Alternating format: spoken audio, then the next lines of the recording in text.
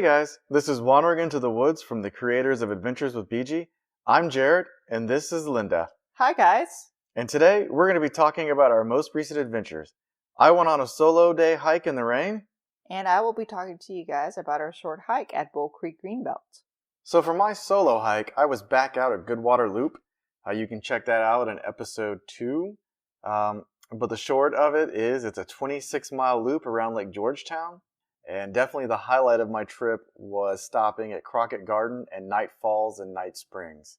So the whole point of my trip is I was going out to see if the rain that we had was going to make a whole bunch of impromptu waterfalls. So that's what I was hoping to see. As I got out... So you were literally chasing waterfalls? I was literally chasing waterfalls against the advice of TLC. So I got out there, and there was much more cars and people at the trailhead than I was expecting, especially since it had been raining that day, and, the semi-quarantine had already started. I also waited to go out there. I was waiting for a hard rain, so we got that, so then I scooted on out there after I packed my gear up, and I was hoping the hard rain would definitely make enough water flowing over the cliffs into Lake Georgetown, because there's quite a few tall ones out there. Mm-hmm. And as I was going out, I walked about 3.5 miles out, 3.5 back, but on the way out, every 10 minutes or so, I kept passing people, and a lot of them had dogs, which I was kind of surprised about. As it was raining? Yeah, as it was raining. I mean, it stopped raining real hard, but it was still, light raining. Interesting. On the way out there, about at mile 1, that's where a lot of the cool cliffs start. And so I went down and I explored that area, and there's like a little ledge where you can kind of skirt around and look around. I was able to take some cool pictures, but other than that, there was no waterfalls, unfortunately. Just a little bit of slick rock. Do you think there would have been more had you waited more, or that's just the way it is? I think they would definitely had to have been like significant thunderstorms, back to like floods that we had in Austin, I don't know, 4 years ago, was that when it was? 3 years ago? Yeah, that kind of rain level for that area to have waterfalls. So after that, I walked about another 2.5 miles where I ended up at Crockett Garden. So that is just where there's a natural spring there, Night Spring, and some of the previous owners planted iris and other flowers, so it's blooming and has green plants in that area. So was it very colorful? It wasn't super colorful. There was definitely some iris flowers, and it's green in that area, and it's not generally all the time, even when it's hot. So this is green, different shades of green. Yeah, and some purple. Nice. Yeah, but further along, I'm sure in the flower season there'll be more. And I also checked out Night Falls, which was actually flowing better than it had been in our previous adventure. There was a lot more water falling down. Oh, neat. I mean, not a crazy amount. It's not like you're imagining Niagara Falls or anything, but for that, there was quite a bit more water. So I spent, I don't know, probably 30 minutes just kind of exploring that area and looking at the falls and checking out the flowers before I started on my trip again. I got maybe, I don't know, a mile more when it started really thundering and lightning. And that's when I thought to myself, Linda would probably want me to turn around because of the dangers of lightning. Yeah, I wouldn't want you to get struck by lightning.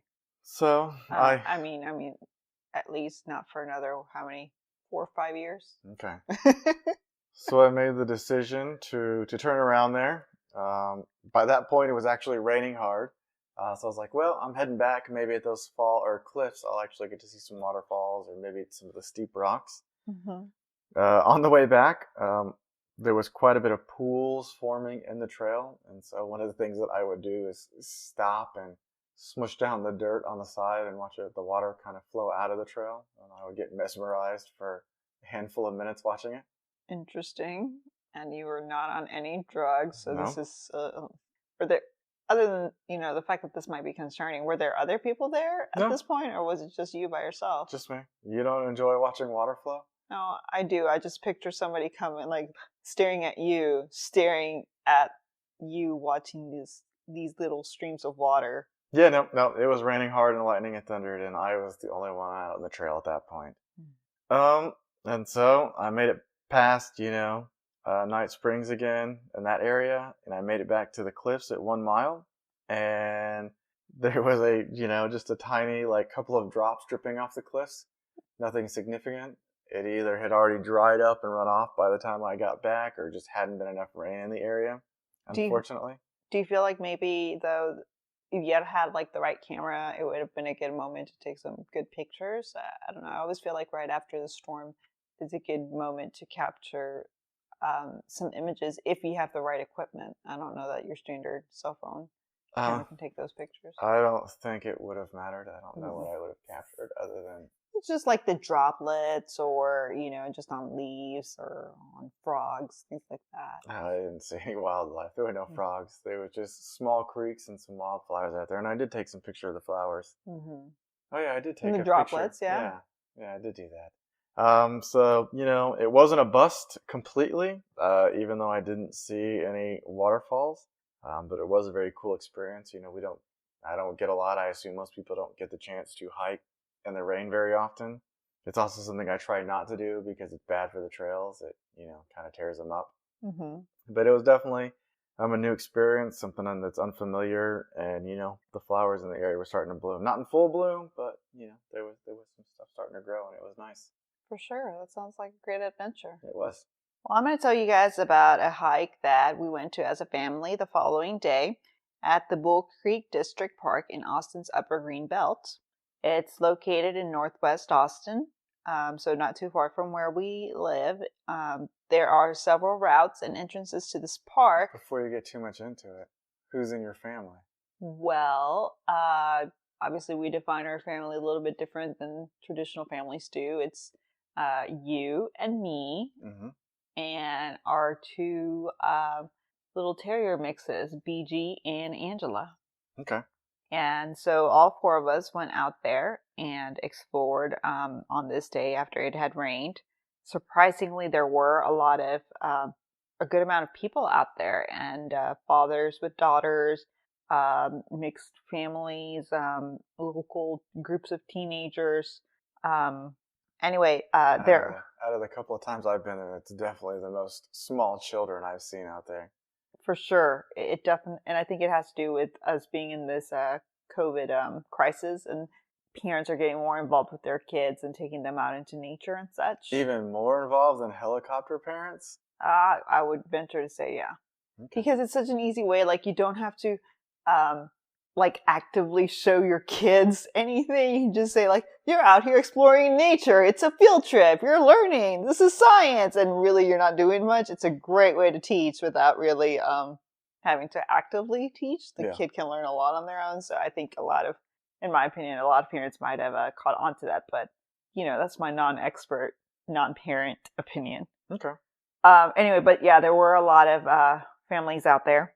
And we used the entrance this time on Old Spicewood Springs Road, which is the one that we recommend because the trails from this entrance take you along the creek itself. And there's actually a couple of parking lots in that area. Right. There's a couple of official ones and some gravel areas. So yeah, you just need to be careful because some of these areas can flood after rains. We have visited a few times. Part of the reason why friends and I have used other entrances is because sometimes of the flooding, it blocks the Old Spicewood Springs Road parking areas. But if you can, that's definitely the entrance we recommend using. And it's a beautiful park. You can walk along both sides of the creek there, and you get to see desert vegetation, but also small shrubbery, and obviously the creek itself.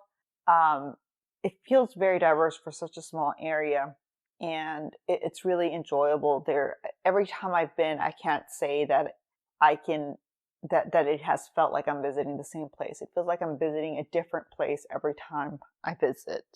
And I think what made it different this time too is that it had just rained, so the water current was stronger than usual. You had animals out that you normally wouldn't see out. You saw animals? Yeah, I think I saw some frogs. Oh, okay. Yeah. I don't know. I thought that was pretty nice. Did you take a picture of raindrops on frogs? No, I was having a hard time because I was trying to keep up with the UMBG while Angela was pulling me, and I did not think ahead to take my trail shoes. Instead, I took my running shoes, which are pretty slick and rainy. Along the rainy trails was not a good combination for me to take. I don't think it would have mattered your footwear. It was slick on those rocks no matter what. Well, maybe. And on top of that, I have poor balance issues. So I was trying to just keep up and stay in the moment so that I would try not to fall, even though I still managed to fall like twice as we were taking that hike, but they weren't major. So we kept going. And but that is something that you need to watch out for if you're going on a walk right after a rain. And it was really nice out there, and it gave us a good time to um, practice social distancing. And if you hear some snores or aggressive sighs, that's Angela in the background right now. She is trying to take a nap as we broadcast this podcast. Anyway, yeah, it was a good time for us to practice social isolation while at the same time getting to do something and get outside of the house during this COVID pandemic. And even BG and Angela had a lot of fun. They not only enjoyed all the scents and seeing people all out and about, but they also enjoyed walking through the shallow areas of the creek. I was surprised even Angela walked through some shallow areas. She's usually not a big fan of bodies of water, even though she's from South Padre Island, but whatever. Zero fan of water. Yeah, zero fan of water. But anyway, so, but they had such a good time just, walking through those shallow parts as well. And they really enjoyed it. And it was a great chance also to look at the bluebonnets. And I made sure to take a picture of you with the girls. Mm-hmm. We did it in irony of all our fellow Texans who like to take bluebonnet pictures in this time of the year and complain about snakes in the bluebonnets. Well, it certainly didn't come across as ironic, but I'm glad I got that picture of you three. Thanks for listening, and we hope we've encouraged you to wander into the woods. Also, make sure to follow us on all of our social media accounts. You can generally find us at Adventures with BG.